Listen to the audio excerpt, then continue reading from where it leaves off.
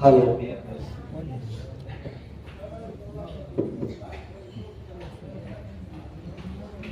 સદગુરુ મહારાજની સત્ય સનાતન સતી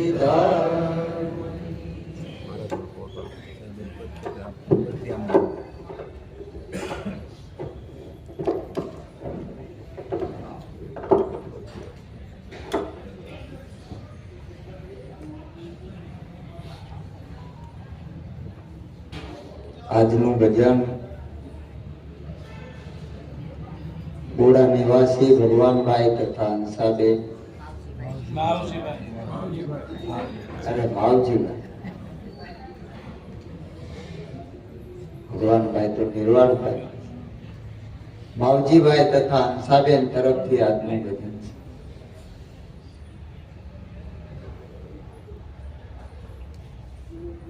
છે કે જે સદગુરુનો મહિમા છે એ મહિમા આ ધરાધામ ઉપર આપણા લાલજી મહારાજ ખૂબ સત્સંગ કર્યો આ રામકૃષ્ણ સોસાયટીમાં. નાથુભાઈ, તુલસીભાઈ, ભગવાનભાઈ, માવજીભાઈ, આ બધા ભાઈઓ મળી અને ખૂબ ગુરુ મહારાજના ગુણ ગાયા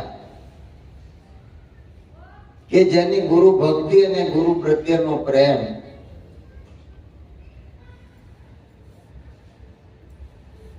કાયમના માટે જેને જાળવી રાખ્યો અને એ પ્રેમ કોઈ દેહી પ્રેમ નથી. સખી પડવે પૂર્ણ પ્રેમ પ્રગટ્યો જેને, જે 14 લોકનો નાથ ઓળખવો તેને, જેને પોતાના સ્વરૂપને જાણ્યું અને એ જ સ્વરૂપનું જેને દર્શન થયું એ સદગુરુ મહારાજનું સ્વરૂપ જાણ્યા વગર કોઈને પ્રેમ થતો નથી. અનુભવમાં ન આવે ને ત્યાં સુધી એ ટકે નહીં. આગળ સંતોએ ખૂબ સરસ વાત કરી કે આ સ્વરૂપ ઓળખાય અને પોતાના જીવનમાં જ્યારે આવે, સમજણમાં આવે ત્યારે એનો ખરો આનંદ આવે. એટલે પ્રેમના પાલવડે કઈ પ્રીતાળો ફોડી ગયા, પેલા રાકા તો રોતા રહ્યા, ભૂંડા મોંએ ભૂદરા. જેને પૂર્ણ પ્રેમ પ્રગટ્યો અને એને આ પ્રતીતિ આવે છે કે સદગુરુ શું છે, સદગુરુનો મહિમા એ શું છે. પતિત આવે નહીં ત્યાં સુધી પાવન થવાય નહીં. અને એવી ગુરુની ભક્તિ કે જેને છેલ્લા શ્વાસ સુધી ગુરુની ભક્તિ કરી. ગુરુનું ભક્તિ ભગત ગુરુનો કોને કહેવાય? હમણાં મહારાજે કીધું એમ કે જ્યાં સુધી મન દોડતું હોય કાંઈ પણ કરવા માટે, કોઈ માનતા, કોઈ બાધા, કે અહીંયા જાય તો દર્શન થાય, અહીંયા જાય તો દર્શન થાય, ત્યાં સુધી એને ગુરુના પ્રત્યે પ્રીતિ જ નથી જાગી કે ગુરુ એ શું છે.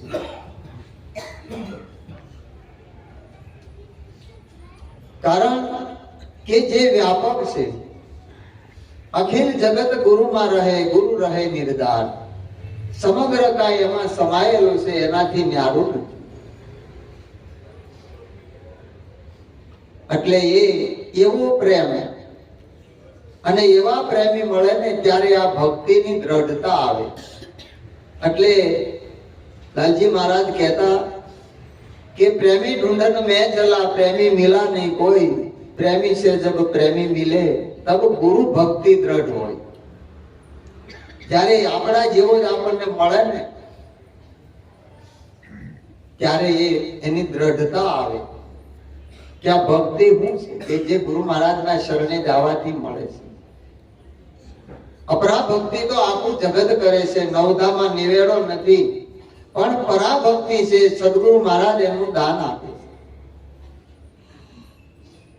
અને એ પરાભક્તિનું જ્યારે દાન મળે ત્યારે પોતાના સ્વરૂપની પ્રાપ્તિ થાય. ત્યાં સુધી સ્વરૂપ ઓળખાય નહીં.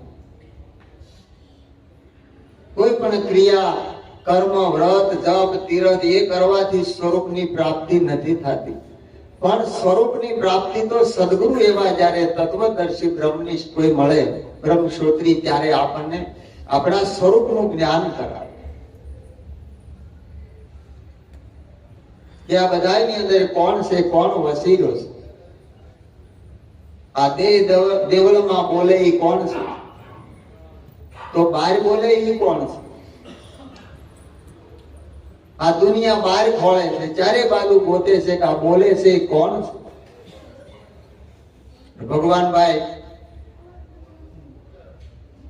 રાત્રે મહારાજ પૂછતા, બોલો ભગવાનભાઈ, કે પછી તો આમ આખા આમ ધરુજવા માંડે કે જો સદગુરુના શબ્દમાં લક્ષ્ય હોય ને તો આ બાવણું બોલે, બારહા કે બોલે ને એમ મનતા કરવા. કારણ કે જે સબર ભર્યો છે, અંદર બહારનો ભેદ ગુરુ મહારાજ મટાડી દે છે. નથી અંદર, નથી બારો. આ દોટ જ મટી જાય. એટલે સદગુરુ સમજ આતા નહીં.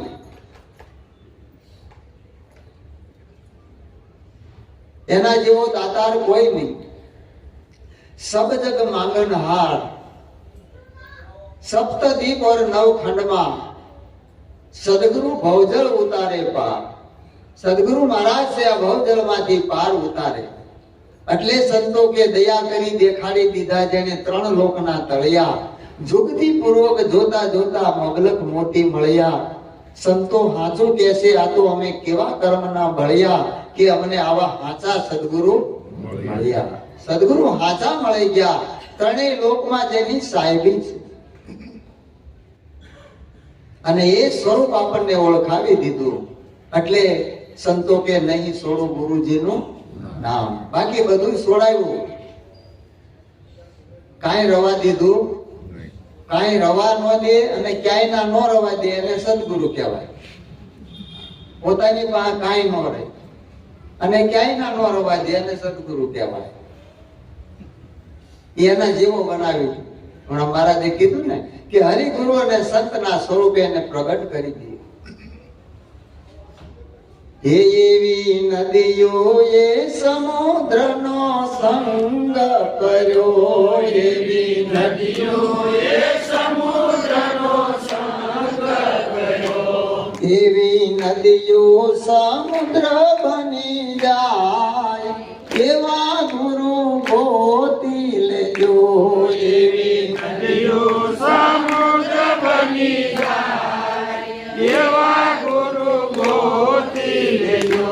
એ સૂરજ યુગ્યા પેલા અંજવાળા થાય એવા ગુરુ ગોતી લેજો. સૂરજ યુગ્યા પેલા અંજવાળા થાય એવા ગુરુ ગોતી લેજો. એ આત્મ લાદ્યા પેલા હરિ દર્શાય એવા ગુરુ ગોતી લેજો. આત્મ લાદ્યા પેલા હરિ દર્શાય એવા ગુરુ ગોતી લેજો. સૂરજ ઉગે અને અંજવાળું થાય આખી દુનિયા જાણે,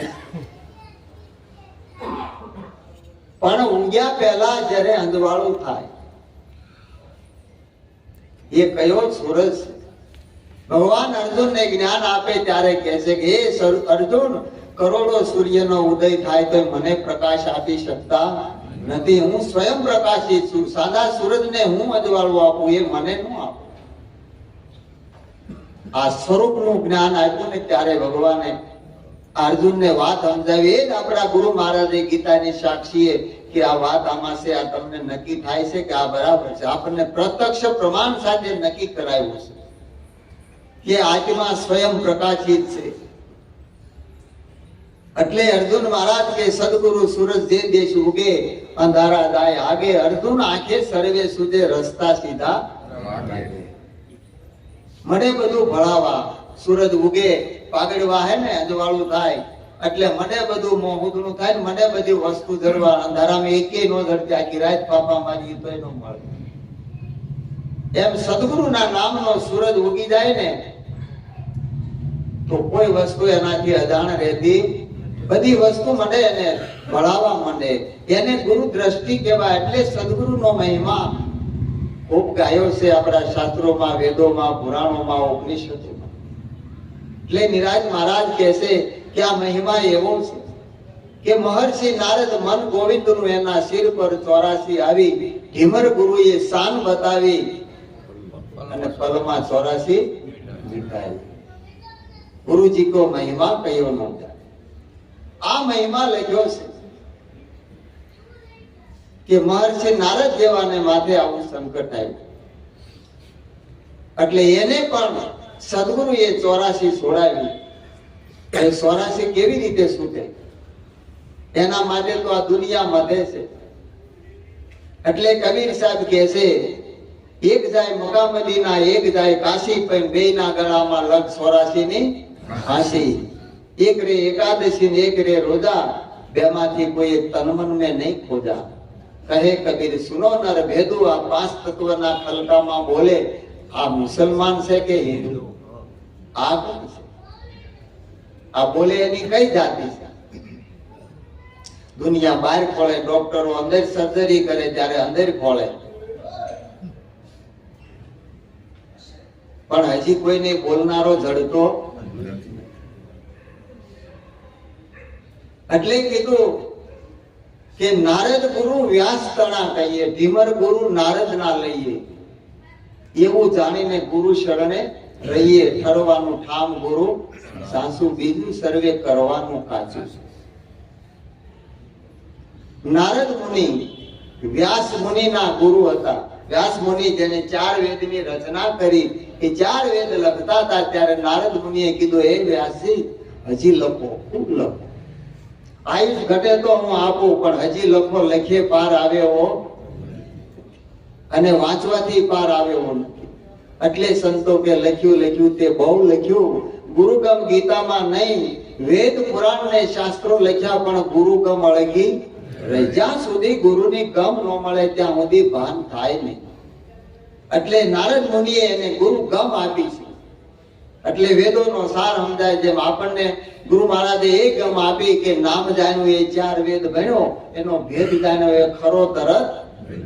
આ ભેદ આપણને કે જે વેદમાં વાત લખી છે એ આપણને ગુરુ મહારાજે એક શાનમાં સમજાવી દીધું.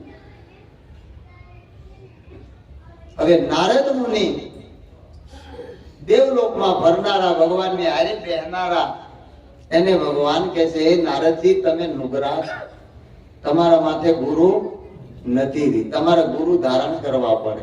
એટલે ભગવાનની આજ્ઞાથી ગુરુ તો કરાવ્યા, પણ દેહ દિશા લાગી, દેહ જોયો. આપણને શું ભણાય છે? અર્જુનને જયારે આ દ્રષ્ટિ દેહ ઉપર આવતી હતી ત્યારે ભગવાને કીધું, હે પાર્થ, ગુરુ કોઈ વ્યક્તિ નથી, ભગવાન કોઈ પદાર્થ નથી, એને જ્ઞાન ચક્ષુ આપે છે ભગવાન. એમ ગુરુ મહારાજે આપણને જ્ઞાન દ્રષ્ટિ આપી છે. અને એ દ્રષ્ટિથી જયારે જુએ ને ત્યારે નક્કી થાય. એટલે નારદ મુનિએ જોયું કે હું આવો મહર્ષિ નારદ દેવલોકમાં ફરું, ભગવાનની હારે બેહું, મારા ગુરુ આ ઢીમર માસીમાં આ દેહ જોયો એને દેવ ખોલ્યો, અને દેવ જોયો એને દેહ ખોલ્યો.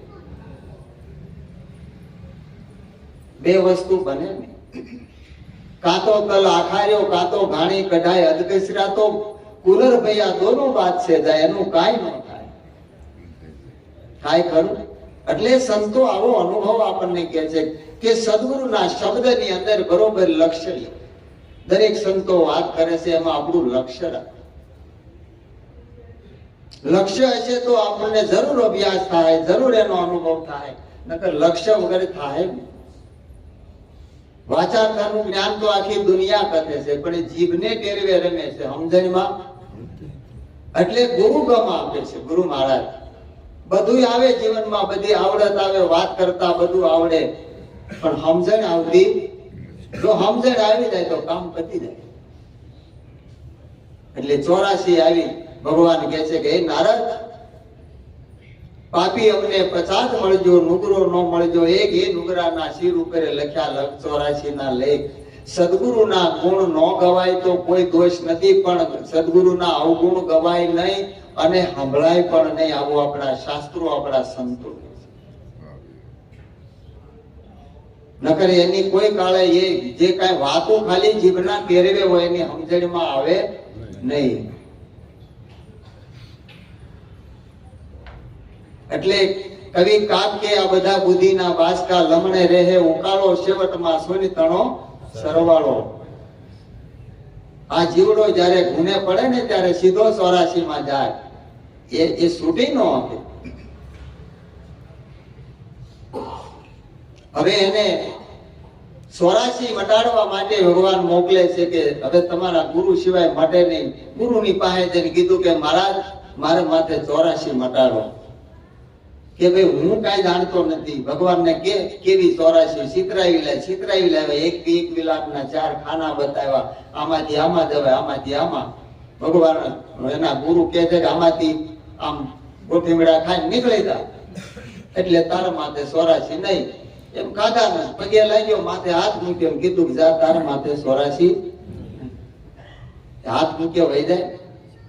આ દુનિયા મતે જાય, બાપુ માથે હાથ મૂકો.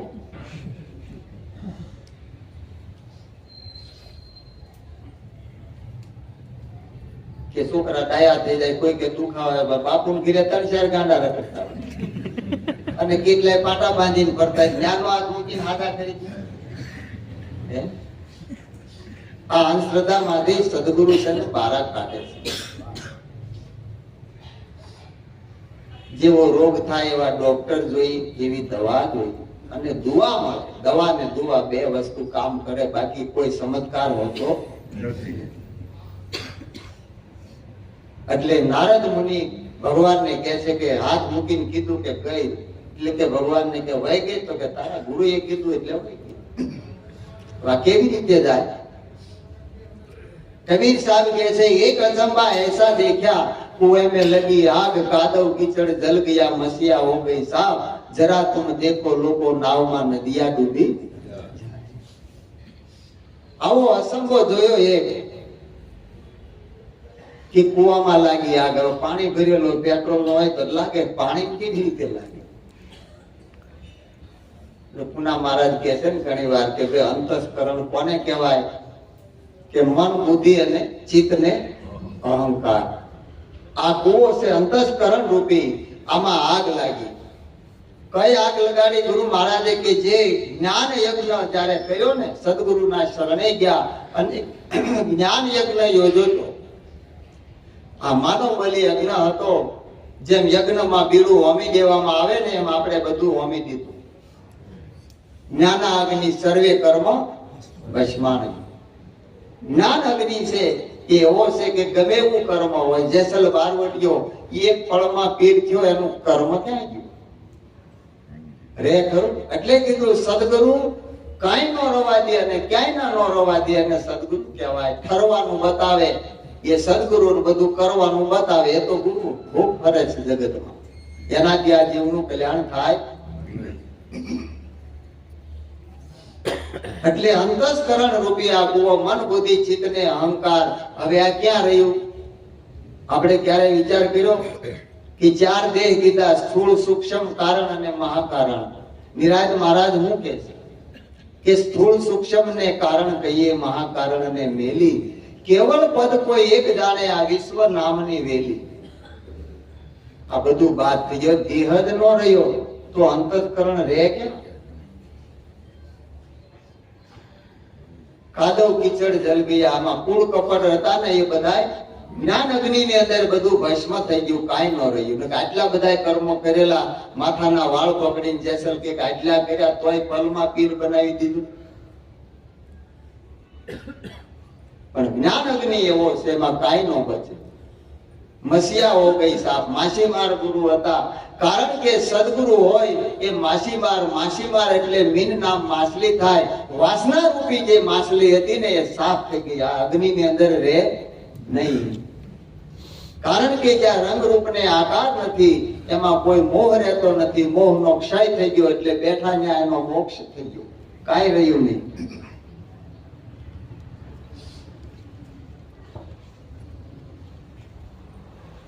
પણ સદગુરુના શબ્દ વિચારતા તળે મોહ માયાને વિકાર. સદગુરુના શબ્દમાં લક્ષ્ય જેનું હોય ને એનું કાર જ સરી જાય.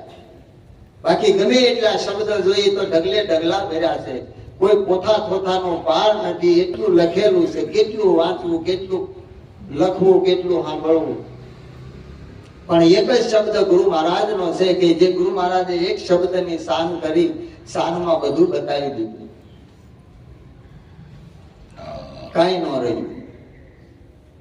એક શબ્દ મને દિયો અલેખીએ, તેને લીધો મેં તો લગન કરી રામ.